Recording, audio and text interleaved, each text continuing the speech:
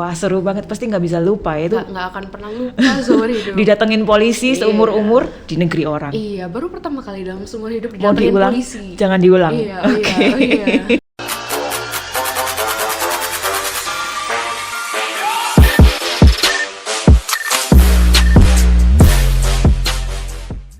Hai Macungers, selamat datang di podcast Macung Talks. Hari ini, edisi perdana, kita akan mengundang salah satu Macungers yang prestasinya luar biasa. Hai Angela, Halo. apa kabar hari ini? Baik sekali. Boleh nggak sebelum kita mulai ya kita kenalan dulu supaya pendengar ini juga bisa kenal gitu ya sama Angela. Namanya Angela siapa, terus dari program studi mana, angkatan berapa, dari kota apa gitu, silakan. Iya, boleh banget. Halo semua, nama saya Angela Putri Natalia. Biasanya dipanggil Angela, dari Sastra Inggris Universitas Macung tahun 2020. Saya asli dari Jakarta, tapi kesini merantau. Oh wow, kenapa sih kok pilih kota Malang? Kenapa sih Jakarta kan kota gede gitu ya? Kenapa pilih kota Malang? Ini ceritanya mau coming back to my roots ya. Wow, Jadi ceritanya okay. itu adalah orang tua saya dua-duanya dari Jawa Timur. Papa tuh besarnya di Malang. Oke. Jadi karena saya merasa gak deket sama keluarga besar di Malang, jadi ya sudah sekarang pindah ke Malang. Oke, gimana dari Jakarta ke Malang? Oke kan? Ya oke. So far pengalaman aku sih sangat-sangat enjoy di Malang ya, karena suasananya beda banget sama di Jakarta. Kalau di Jakarta tuh kayak panas, kalau di sini panasnya masih ada di dinginnya. Sini sedikit kurang panas gitu ya, nggak panas. Iya. Kalau di Jakarta tuh ibaratnya kayak oven industrial, tapi oven rumah gitu. Nggak apa-apa. Tetap ada panasnya tapi kan. Iya, tapi kan ada dingin-dinginnya. Oke. Nah, tadi kan dari Jakarta ke Malang, terus kenapa kok pilih Macung? Tahu dari mana Macung? Oh iya, jadi Macung itu kan angkatan pertama tahun 2007 ya. Kebetulan sepupu saya ini angkatan pertama. Oh gitu. Iya, jadinya dengar dari sepupu tentang Macung. Dengar dari keluarga. Terus, ya. Iya. Terus kan tante rumahnya juga deket. Jadi ya pantes. udah di sini aja. Ya. Terus ini lagi, kenapa kok pilih sastra Inggris? Tadi sastra Inggris kan ya? Iya. Sebenarnya dari kecil itu udah lumayan suka bahasa Inggris sih. Cuma jadi mama saya tuh guru bahasa Inggris. Cuma saya tidak ada ketertarikan untuk menjadi pengajar. Jadi masih mencari sesuatu yang berbau-bau bahasa Inggris, tapi unsur edukasinya dan mengajarnya itu minim gitu. Oh gitu. Jadi goalnya Angela kalau dengan sastra Inggris ini mau jadi apa ntar? Kayak lagu ya, mau jadi apa gitu. Iya. Kalau dulu itu mau jadi editor. Oh, iya. untuk film, untuk dulu itu pokoknya di industri kreatif sih, lah ya. Iya, dulu waktu SMP itu masih mau jadi editor untuk buku novel, editor untuk majalah. Terus habis itu pengen jadi apa itu? Editor di mana lagi? Bukan, mau jadi orang yang biasa nulis subtitle, mau jadi subtitler. Mau jadi writers ya, copywriter. Atau bukan? Subtitling. Oh, iya. Oke. Jadi kayak kalau ada film bahasa Inggris ditulisin subtitle bahasa Indonesianya. Oke, kayak translator ya. Lebih ke situ, translator, interpreter, terus ya tapi yang penggunaannya di film. Iya. Oke, wah. Jadi kalau sastra Inggris Macung itu ya, Macungers, kita itu juga nggak diajarin cuman sastra Inggrisnya aja kan ya Angela ya, tapi juga kita disiapin untuk masuk ke industri digital ya, industri kreatif yang digital. Nah, Macungers, Angela ini yang ngomong-ngomong, dia itu ada prestasi yang luar biasa seperti saya bilang tadi ya. Tahun 2022, Angela ini salah satu yang mendapatkan hibah Indonesian International Student Mobility Awards ya dari pemerintah ya. Angela waktu itu kemana?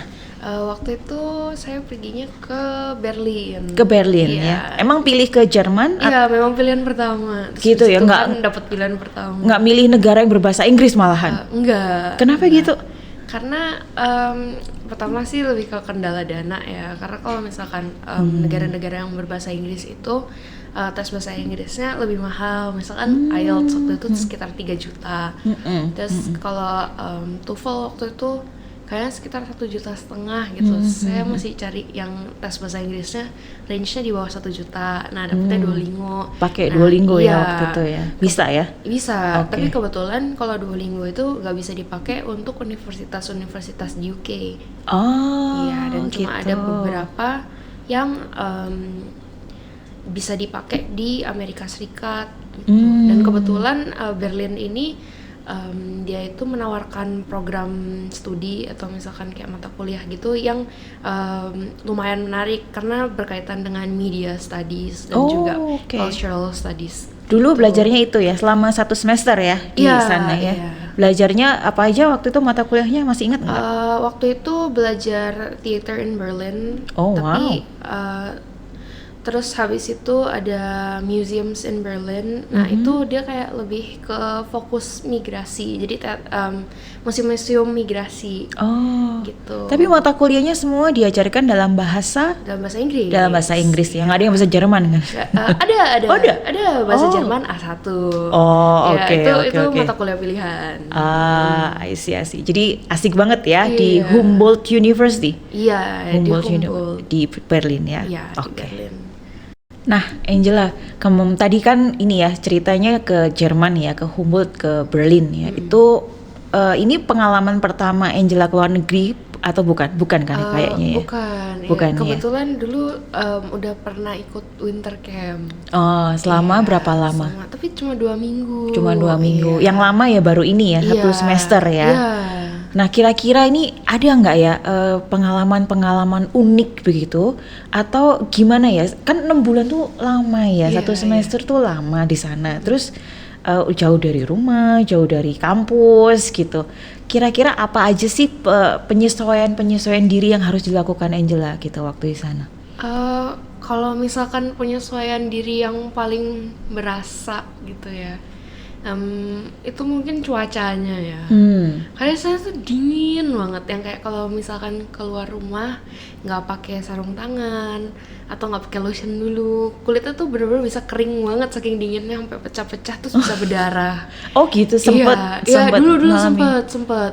Bibir pernah pecah-pecah sampai berdarah, tangan pernah, kaki pernah, sampai waktu itu kayak pernah kayak kakiku sampai kayak nggak berasa gitu loh, kayak udah kebas gitu saking dinginnya. Sampai ganggu nggak itu dengan proses akademiknya di sana? Kalau dengan proses akademik itu sebenarnya bukan dinginnya sih. Dulu waktu udah mau pulang tapi 2 minggu terakhir itu benar-benar berasa banget winter blues. Mungkin kayak winter depression gitu loh. Jadi kedinginan gitu. Jadi dulu kayaknya aku pernah baca dulu tuh ada penelitian gitu kan, katanya orang-orang di daerah tropis itu yang sering kena matahari, dia itu kalau misalnya pindah ke tempat-tempat yang jarang matahari itu bisa kayak tiba-tiba sedih, capek, merasa lelah gitu. Itu namanya winter depression gitu. Jadi dia tuh benar-benar apa ya, nggak cuma orang Asia aja ternyata, tapi orang Jerman sendiri, orang Eropa sendiri itu bisa winter blues juga. Gitu. Ya gitu, itu berarti apa? Dari kampusnya apakah ada kayak international office gitu yang bantu kamu gitu atau gimana? Nah, kalau untuk international office itu aku nggak ngerasa harus reach out ke international office-nya gitu. Diatasin sendiri aja kali ya. Tapi aku waktu itu pernah ada 1 hari aku tuh ngerasa kayak bener-bener gak bisa keluar rumah, kayak bener-bener rasanya kayak pengen nangis di kamar gitu, gak tahu kenapa, mungkin karena emang belum kena matahari ya. Jadi mau bangun tuh kayak gak ada keinginan untuk bangun, bener-bener kayak pengen di rumah aja. Sampai itu kayak ya udah melungker dalam selimut. Itu waktu itu pernah kan ada 1 hari itu aku minta izin gak masuk kelas. Terus habis itu ditanya kenapa gak masuk kelas, terus habis itu aku jelasin gini. Terus habis itu dia bilang terus profesor aku waktu itu dia bilang mungkin kamu winter depression gitu, gini. Ini tuh udah biasa banget. Gitu, nggak apa-apa, kamu just take the day off gitu. Baru minggu depannya lagi aku ikut kelas dia lagi gitu. Tantangannya lebih ke situ ya. Tapi kalau kendala bahasa gitu tuh nggak ada ya. Kalau Angela ini nilai IELTS-nya gila ya. Kalau kendala bahasa nggak ada ya, kira-kira? Waktu itu aku hoki sih dapat Berlin. Jadi Berlin tuh dia kotanya sangat multikultural gitu loh. Jadi banyak banget pendatang-pendatang. Jadi bahkan orang Berlin itu aku rasa kayak 90% bisa ngomong bahasa Inggris. Paling yang nggak bisa bahasa Inggris atau misalnya bahasa Inggris kurang lancar itu paling kayak orang-orang yang udah agak tua, agak berumur senior gitu. citizen gitu. Iya. Karena dulu kan sempat pernah ada Berlin Barat, Berlin Timur gitu. Betul. Ya, kalau di Berlin Timur kan belajarnya bahasa Rusia, sedangkan kalau di Berlin Barat tuh kayak lebih bisa bahasa Inggris gitu. Jadi mungkin orang-orang senior citizens yang dari Berlin Timur itu yang kurang bisa bahasa Inggris. I see. Tapi gini, kalau yang di pengalaman yang di ISMA ini ya, kira-kira kalau dari sisi kepribadian terus membantu banget nggak Angela untuk bisa survive gitu sendirian di negara orang sendirian kan ya, nggak diikuti papa mama adik kakak gitu kan enggak kan ya. Jadi gimana itu untuk perkembangan kepribadiannya Angela sendiri gimana? Iya, jadi aku ngerasa emang dari dulu aku tuh emang udah mandiri, mungkin karena anak pertama gitu kan. Ini waktu tuh aku juga pindahnya ke Malang waktu itu sendiri. Maksudnya walaupun tinggal bareng tante, tapi kan tetap jalannya sendiri, naik pesawatnya sendiri, apa sendiri. Cuma mungkin karena ini kayak lebih jauh dari rumah, terus sampai itu benar-benar kayak nggak ada keluarga, nggak ada kenal siapa-siapa. Jadi benar-benar kayak harus mulai planning kayak misalnya grocery shopping sendiri, sambil itu laundry itu juga planning sendiri. Karena di sana kan nggak ada laundry, kayak maksudnya nggak ada mesin cuci di dalam unit apartemennya ya. Jadi harus keluar. Iya, harus keluar bawa gotong-gotong baju kotor kan. Oke. Iya, jadi kayak memang nggak terlalu susah sih menyesuaikan dirinya. Cuma paling kadang-kadang ngerasa kayak lonely aja, kesepian gitu. Kalau teman dari Indonesia banyak nggak yang pilih kena ISMA ini tapi pilih ke sana banyak? Iya, banyak. Kemarin kita ber-24 kok. Gitu. Tapi itu satu flat, satu apartemen atau beda-beda? Satu apartment building tapi beda kamar. Gitu. Oke. Ada nggak pengalaman yang unik banget yang kamu nggak bisa lupa gitu? Aduh, iya, ada. Jadi di Jerman dan daerah sekitarnya itu ada yang namanya Nachtruhe. Nah, dia itu Nacht tuh malam, Ruhe itu silent. Okay. Nah, terus habis itu dia itu ada bener-bener ada peraturannya. Ini peraturan pemerintah gitu. Jadi di atas jam 10 malam itu nggak boleh berisik. Oke. Di atas jam 10 ya? Iya, di atas jam 10 malam. Padahal kita kayaknya di atas jam 10 masih dangdutan. Iya, kamu masih ada saya. Oke. Jadi gini, kemarin itu kan ceritanya mau Halloween party gitu loh, kecil-kecilan, anak ISMA aja ber-24 gitu. Tapi masuk satu flat temenku gitu.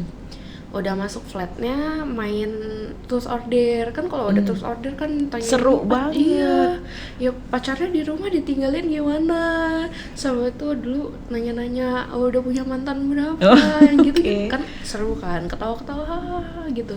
Terus habis itu kalau di sini kan misalnya tetangga kita ada yang berisik, ya kita ketok dulu lah pintunya, kita tanya permisi Pak Bu Dek gitu, boleh nggak dikecilin suara TV-nya, atau boleh nggak hajatannya jangan terlalu berisik gitu. Ini nggak, jam 10 teng dia telepon tuh polisi tetangganya, jam 10.05 udah di depan pintu itu polisi, dia ketok tok gitu. Banyak polisinya? Iya, waktu itu kayak ada 3 orang gitu. Sampai serem tuh, juga ya. Iya, mereka ngitungin kita ada berapa, terus habis itu yang kayak ditanyain tentang kayak papers gitu, dokumennya in English. Iya. Untungnya waktu itu mereka ngerti bahasa Inggris, dan ada temanku juga waktu itu lumayan fasih bahasa Jerman. Jadi kalaupun ada information gap itu bisa ditambahin dengan bahasa Jermannya. I see. Wah, seru banget, pasti nggak bisa lupa ya itu. Nggak akan pernah lupa seumur hidup. Didatengin polisi seumur-umur di negeri orang. Iya, baru pertama kali dalam seumur hidup didatengin polisi. Jangan diulang. Iya. Iya, paling itu aja sih yang benar-benar berkesan banget. Oke. Nah, kalau Iisma tadi ya, kalau dari ceritanya Angela tadi kan kayaknya seru banget ya. Banget serunya. Angela ada tips nggak kalau teman-teman kita nih yang sekarang ini kan lagi pembukaan Iisma nih kayaknya ya kan? Gimana ya caranya atau tips-tipsnya supaya kita bisa lolos gitu, dapat pendanaan, bisa kuliah di luar negeri di universitas yang kita mau, di program yang kita mau, dibayarin pemerintah. Gimana nih tipsnya? Jadi kalau menurut aku ya personally aku merasa harus ada value yang bisa kita tawarkan. Jadi ISMA sendiri itu kan memang konsepnya pertukaran budaya ya. Jadi pastinya harus ada sesuatu dari kita yang bisa kita tawarkan untuk membantu program ISMA itu sendiri. Karena ISMA itu kan misalkan dia emang pengen pertukaran budaya. Jadi ya entah kita ada background. Jadi dulu aku tuh pernah ekskul angklung, jadi itu yang aku tawarkan. Aku masukin di esaiku, aku tuh dulu angklung loh gitu. Itu masuknya di esai ya? Iya, masuknya tahapnya di esai. Apa aja sih? Jadi yang pertama itu seleksi berkas. Nah, seleksi berkas ini emang ada minimal GPA-nya, ada minimal IPK-nya. Terus harus ada surat rekomendasi dari waktu itu dari rektor atau wakil rektor atau ketua KUI gitu. Terus habis itu ada transkrip nilai. Sama waktu itu kalau nggak salah waktu di seleksi berkas itu ada surat keterangan bebas narkoba, surat keterangan berperilaku baik, sama satu lagi surat keterangan nggak pernah terlibat kekerasan dalam kampus, sama surat keterangan nggak pernah pergi exchange ke luar negeri selama kuliah dan exchange-nya offline gitu. Gitu. Emang berarti nggak boleh pernah ikut exchange yang lama gitu ya? Kalau winter camp boleh? Kalau itu kan sama waktu SMA. Gitu. Iya, jadi selama perkuliahan itu nggak boleh. Waktu kuliah nggak boleh pertukaran apapun. Yang short courses, offline. Short courses gitu juga nggak boleh. Short course, long course itu sebenarnya nggak terlalu itu sih. It doesn't really matter. Yang penting itu online atau offline-nya. Gitu. Kalau misalkan durasinya lama tapi online itu boleh. Boleh. Tapi kalau walaupun durasinya anggaplah cuma 1 hari gitu, tapi offline itu nggak boleh. Gitu. Terus apalagi itu tahapannya kemudian suruh bikin esai gitu atau gimana? Itu nanti waktu seleksi berkas itu nanti juga disuruh bikin esai. Esai itu tentang motivasinya, terus habis itu misalkan kayak rencana konkret waktu di universitasnya itu kayak gimana. Terus habis itu ada lagi yang biasa lah pokoknya esai yang kayak kamu pernah mengalami kegagalan nggak dalam hidupmu? Gimana cara mengatasi? Mendalam. Iya. Oke, kemudian apa lagi ya? Persyaratan bahasa apa? Persyaratan bahasa itu sebenarnya ISMA sendiri ada persyaratan bahasa minimal Duolingo 100 kayaknya kalau aku nggak salah. Tapi setiap universitasnya ini juga punya persyaratan bahasa sendiri. Jadi misalkan gini, walaupun ISMA mintanya Duolingo 100, tapi Humboldt mintanya Duolingo 120. Jadi otomatis kalau aku nggak memenuhi persyaratan Humboldt, nggak bisa daftar di Humboldt gitu. Jadi itu kayaknya kalau saya nggak salah ya, itu misalnya di Humboldt gitu ya, ada syarat bahasanya. Terus juga dia juga ada ini ya, tahun lalu yang apply berapa, passing grade-nya itu dia juga ada sertakan ya. Nah, tips untuk memilih universitas yang ya banyak lolosnya gitu ya, itu yang kayak gimana tuh? Yang kita pilih yang passing grade-nya itu maksudnya universitasnya nggak terlalu terkenal nggak apa-apa, asal passing grade-nya bagus gitu, atau ya we aim for the best aja. Kalau menurut Angela gimana? Kalau menurut aku lebih baik ada univ pilihan pertama pilihan kedua kan. Nah yang pilihan pertama ini benar-benar mau. Terus yang pilihan kedua itu yang lebih kayak realistis gitu.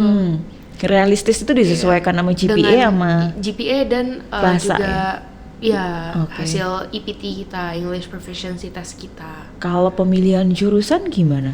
Nah kalau pemilihan jurusan itu memang kalau ISMA sendiri itu programnya lintas jurusan kan. Jadi kalau misalkan mau ambil pelajaran di jurusan lain itu boleh-boleh aja. Tapi balik lagi harus diomongin sama Kaprodi gitu. Kalau di Macung sendiri itu nggak masalah. Tapi memang mungkin agak sedikit lebih sulit kalau misalkan prodinya prodi yang lebih kayak ke STEM gitu, yang eksakta.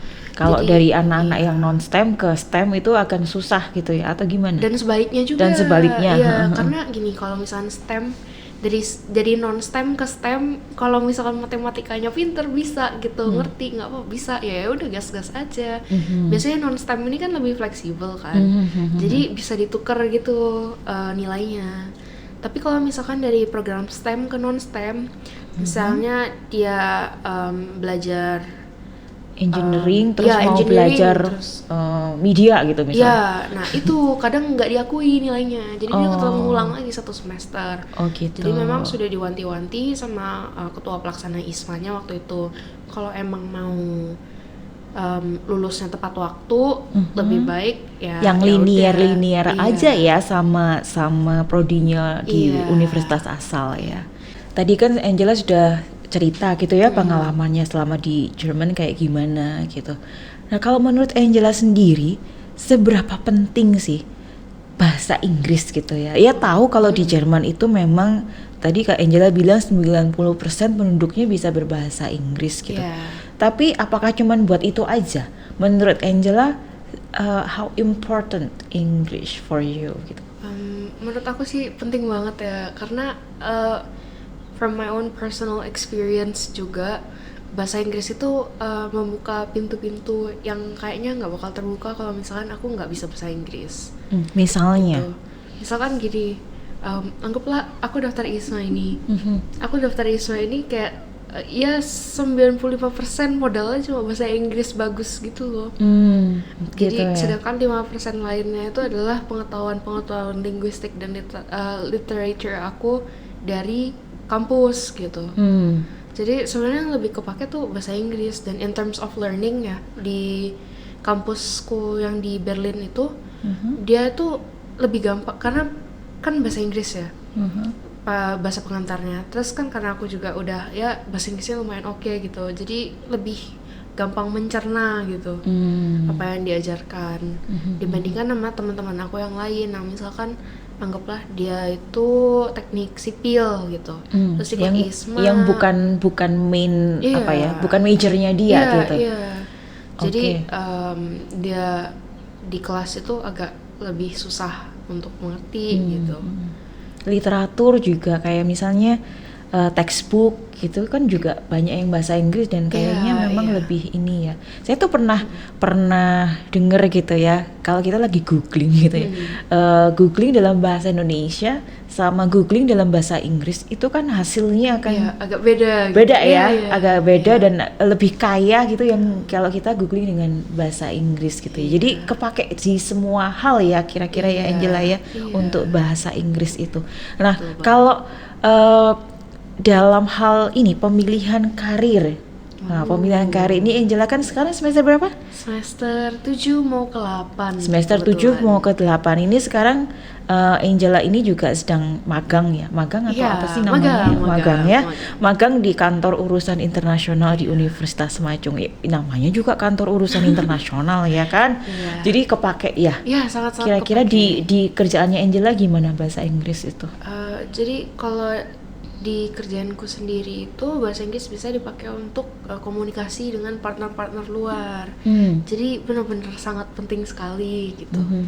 Karena kan anggaplah kita punya partner dari China gitu.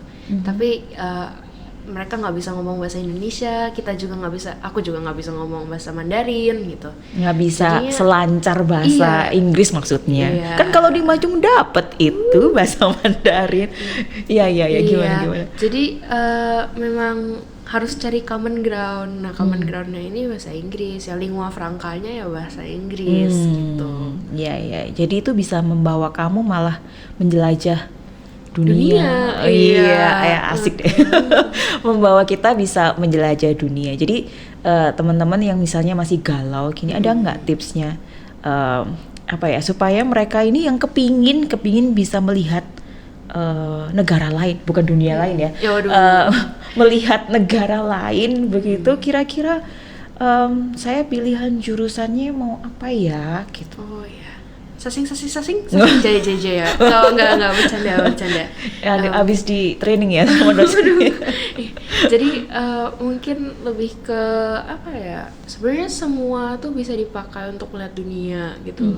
Bahkan kayak kemarin kan kita dapat narasumber juga yang dia tuh kayak dan dia juga keliling dunia. Tapi menurut aku apapun yang kamu lakukanlah dengan baik, itu bisa membawa kamu untuk berkeliling dunia. Tapi kalau misalkan kamu menguasai bahasa lebih dari satu, itu akan sangat membantu. Kalau bisa ini ya, bahasa Inggris ya. Oke, karena bahasa Inggris ini dipakai di paling banyak negara di dunia ya. Gitu. Kalau di Macung sendiri kan dapat bahasa Inggris itu negara pemakainya paling banyak. Dapat juga bahasa Mandarin. Bahasa Mandarin ini yang jumlah pemakainya paling banyak. Ini itu in one gitu kan ya. Nah, jadi mungkin teman-teman yang masih galau gitu ya, teman-teman yang masih galau pilih jurusan atau pilih saya harus belajar apa ya? Kalau misalnya saya mau menambah ilmu, apa yang harus saya tambah? Mungkin bahasa Inggris ya jawabannya ya. Bahasa Inggris karena itu bisa bawa kita ke kemana-mana gitu ya. Oke, Angela mungkin ada kesimpulan atau pesan-pesan begitu ya yang mungkin bisa sebelum kita tutup podcast kita pada hari ini gitu. Kira-kira apa ini yang mau disampaikan? Untuk semua orang nih, semua pendengar kita. Semua pendengar, yes. Iya. Apa ya? Kadang-kadang mungkin kita ngerasa kayaknya gak bisa gitu. Misalnya waktu itu aku mau ikut ISMA tapi ngerasa kayak aduh bisa gak ya, coba aja, karena coba-coba berhadiah itu bisa aja berhadiah. Kalau coba-coba mungkin dapat hadiahnya, nggak nyoba nggak mungkin dapat hadiahnya. Iya betul kan namanya coba-coba berhadiah ya. Iya, jadi harus pintar-pintar cari peluang dan go for it gitu ya. Betul banget. Pokoknya yang penting yakin aja gitu. Iya. Oke, baik Macungers, demikian perbincangan kita dengan Angela gitu ya. Jadi kalau Macungers di mana-mana tadi ya ada keinginan untuk melihat dunia, coba aja. Di Macung banyak banget kesempatannya. Ya, kita buka ini anak KUI ya. Jadi ada ISMA yang baru lagi buka ya, jangan kelewat deadline-nya, disiapin. Kalau kelewat deadline-nya apply untuk tahun depan. Ya, juga ada summer courses, winter courses, atau short programs, ICT gitu. Banyak banget yang bisa kita ikuti, banyak banget yang bisa kita siapkan. Jadi teman-teman yang kepengen punya pengalaman kuliah atau belajar di luar negeri, segera siapkan. Kalau misalnya bahasanya masih perlu kejar sekarang gitu ya, daripada ntar deket-deket udah mau buka, masih bingung ngejar bahasa. Iya, betul. Gitu. Oke, demikian Angela, terima kasih banyak gitu ya atas for having me. Yes, you are very welcome ya. Terima kasih udah sharing banyak banget. Pasti ini sharingnya Angela sangat berguna gitu ya buat kita semua. Dan kita akan ketemu di episode selanjutnya. Bye bye.